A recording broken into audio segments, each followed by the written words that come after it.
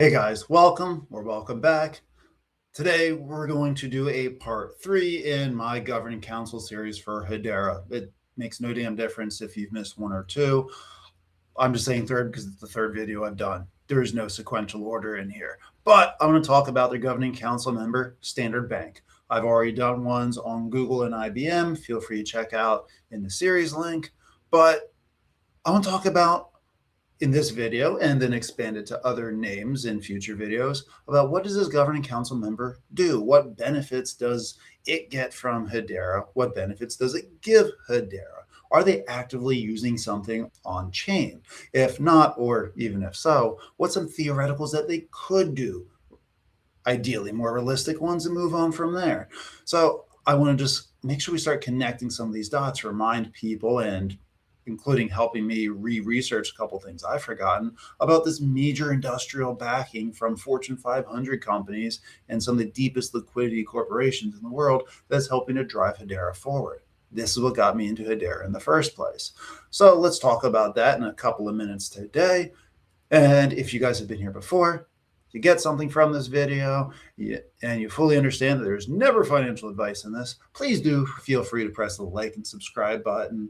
It really just helps a small channel like me out. Put any thoughts, comments, arguments, and fun shit down below in the comment section. And regardless of any of that jazz, let's move forward and talk about Standard Bank. So Africa's largest bank is part of a global blockchain network. Hello, Hashgraph. Right, it's the biggest bank in the continent. It joined the council back in 2021, and though it has not yet started pumping billions of TVL into DeFi, what they are doing has helped and could be a minor to a major game changer for real-world blockchain adoption in emerging markets down the road. Right, Standard Bank is a financial powerhouse. As of mid-2025, so the last time they put out the reports a couple months ago, so their total assets is roughly 192 billion US dollars worth. Right, the market capitalization is 21 to 23 billion USD. Again, it fluctuates with the market.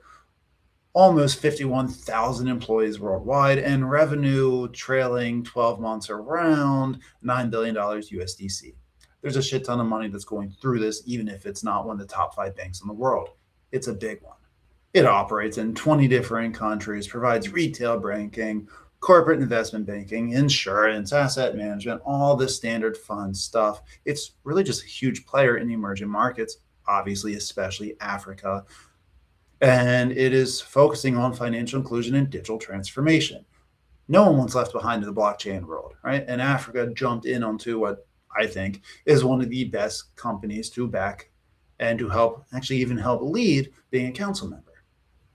So like every other council members, they do have a Hedera node. This gives them a seat at the table, literally and figuratively, with all the other giants, IBM, Google, Tata, Aberdeen, etc. And just like all the others, council members are expected, some are better than others on this one, as some of you are very well familiar with, but to attend quarterly and more frequent meetings. They contribute to decisions on network upgrades, pricing, treasury, and strategy.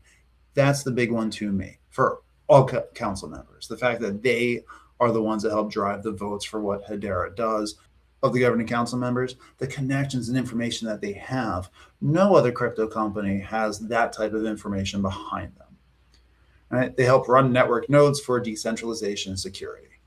We even had back in 2022, Ian Putter, who is the head of blockchain and DLT at Standard Bank, was elected to Hedera board of directors. Okay, awesome. That's a big thing to start seeing active governance participation. They want a piece of the pie. And though they might not be making flashy DeFi headlines, right, their strategic input has really helped shape Hedera's future many times, especially in the African finance and with the cross-border payments and everything that is emerging from market regulations. You want banks on your side, right? I mean, if you're going to be a crypto company that is focusing on, Hedera actually does essentially fucking everything, most widespread use of crypto that I know of. But a big thing is cross-border payments and tokenization. You need banks behind them. They got a few good ones, including Standard Bank.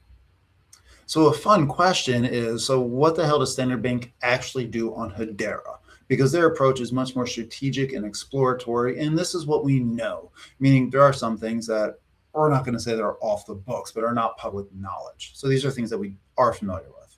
They ran the first Hedera node in Africa that helps secure the network, improve decentralization, and whenever you can say you're the first of something, other people like hopping in onto it. Right?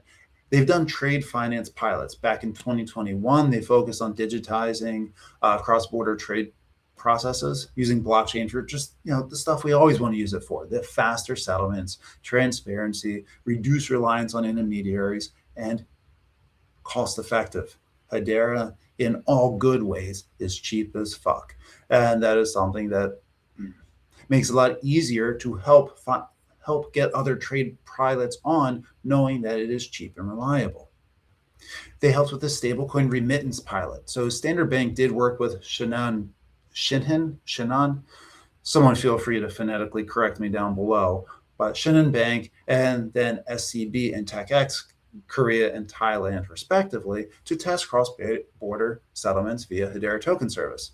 And the goal was what was concluded as well: near instant payments and FX integration, reduce costs and friction remittances. I do want to make sure to note that there has been no real evidence yet of large-scale stablecoin issuance or massive TVL contributions from the Standard Bank, but they have been helping out with the institutional compliance driven rather than their own high visibility, meaning they're pulling more people in, and they've been a good connecting source for pilots of how to test out whose stable coins, help get into other CBDC projects, and help spread the word and use cases of Hedera. So even after this, you might be asking, so what does this actually matter for Hedera? A lot, guys, actually quite a lot. Geographic and sector diversity. Right? Again, it helps when you say you're the first African council member. It was a big point where Hedera was now expanding. It made it a little bit more worldwide because it helped get out of just North America, Europe, and Asia, which those are the big ones. But those who can spread out first is always ahead of the race. Helps with credibility and enterprise trust. Right? I mean, you had the largest bank in Africa jump in. It really has and will continue to help signal to regulators and institutions to help onboard that Hedera is enterprise grade, ready, and compliant. Having the extra node always helps with security, and we know how important security is in the crypto space. Every other month, maybe more frequent than that, we hear about a hack or something that comes in, and we need to be very protective of the financial components of crypto. Everything with a signal can get hacked, right? But the better you have it set up, the more hoops you have to jump through for it. Not only makes it harder for people to get in, it also decreases the odds that they're even going to try. They were one of the first people to show the real world use case and validated the fact that Hedera works fine for cross-border payments and stablecoin pilots. It was really big a couple of years ago. Right now we look back of course they're fine. They're the ones who proved that they could do it. And that was really big and essential for Hedera. One of those small things, or small to most people, that you didn't realize was a big deal. They validated Hedera's ability to be able to do a lot of things that they're talking about doing. So I know Standard Bank, it does not come out with exciting titles and articles and statistics right now compared to some of the others. But the role has been strategically massive, and odds are it's going to continue doing that way because everything's more obvious in hindsight, right, guys? They help represent, again, the institutional validation of a huge emerging market, and that was even 4 years ago. People still don't really trust crypto or the use of it, or believe that it's going to be good, or every other week Bitcoin goes up or down $8,000, and we decide if crypto is God's golden child or if it's complete shit and scams. But Standard Bank was a huge part of proving Hedera's worth. Right? It was the gateway outside of Europe, Asia, North America, and helped really get Africa interested in onto crypto and CBDCs.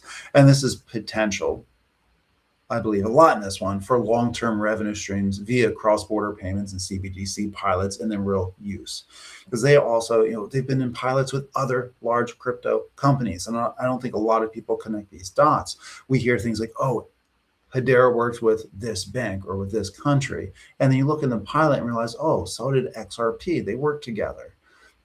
Not even as competitors, but to make sure that their projects could work and line seamlessly together. They worked with, oh, Chainlink. Oh, this one with Quant. Oh, this one with Algo. And it's good to know that something works. It's good to know that other companies and technology that works is able to and likes working with them. And Standard Bank was a big part of pulling all that out. So in terms of, in the videos I've done so far, which there's only been 3 for the Governing Council, this, Standard Bank, IBM, and Google. Standard Bank, in my opinion, by far has been the largest boost for it. What they've been doing that's been loud and newsworthy as of late has been smaller. They've done a lot of their good stuff already, but there's always handshakes to be done to help bring in other pilots and other CBDCs and stablecoin issuance. Right? Standard Bank was a big one. So I'm going to continue doing these videos. Let me know what Governing Council member you want me to do next. I'm just going to kind of go through the list. Otherwise, haven't gotten any major requests for the next one yet. I've got some thoughts, but if there's any you really want to know or have me talk about, let me know in the comments down below. All right, guys, that's it for today. Thank you for being here. Really do appreciate your time. I'll talk to you guys all again soon. Peace.